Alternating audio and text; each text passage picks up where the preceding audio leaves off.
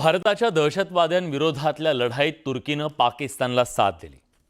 मात्र पाकिस्तानच्या प्रेमात अंध झालेल्या तुर्कस्तानला एक गोष्ट लक्षात ठेवावी लागेल. भारताशी पंगा घेणं तुर्कीला भारी पडू शकतं. कारण भारताकडे एक अशी ताकद आहे जी तुर्कीसारख्या देशाला 6 मिनिटात मोठं नुकसान करू शकते.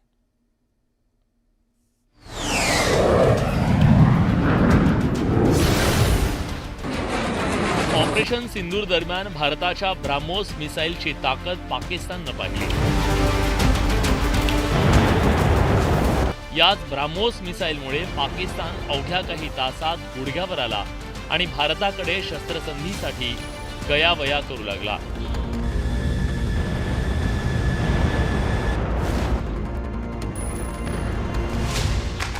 पाकिस्तानसोबत सध्या शस्त्रसंधी असली तरी पाकिस्तानला साथ देणाऱ्या तुर्कस्तान आणि अझरबैजानबाबत भारतीयांमध्ये संतापाचं वातावरण आहे. कारण ऑपरेशन सिंदूर दरम्यान तुर्कीनं पाकिस्तानला आपला पाठिंबा दिला.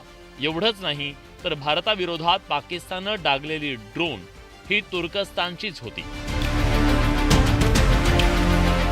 भारताविरोधातील या संघर्षात तुर्कीनं आपला शत्रू असलेल्या पाकिस्तानला एक प्रकारे मदत केली. तसंच उघडपणे पाकिस्तानची बाजूही घेतली.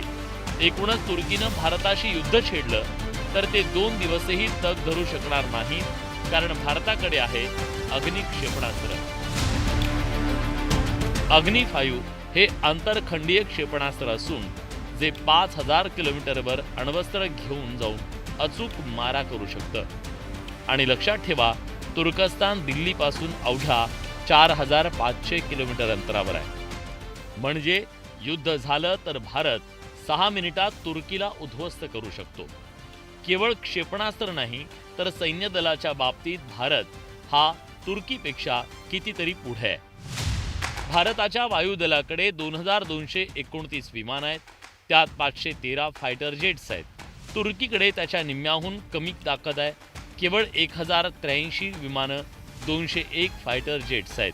या व्यतिरिक्त भारताकडे आहेत ब्राह्मोस, पृथ्वी, शौर्य, नाग आणि अग्नीसारखी मिसाईल्स जे युद्धाच्या एका कॉलवर शत्रूच्या भिंती उद्ध्वस्त करतात.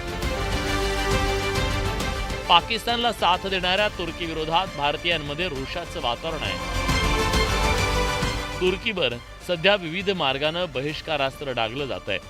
एकूणच दहशतवादाला पाठिंबा देणाऱ्या तुर्कस्तानवर हा डाव त्यांच्या कर्मामुळे उलटणार हे नक्की.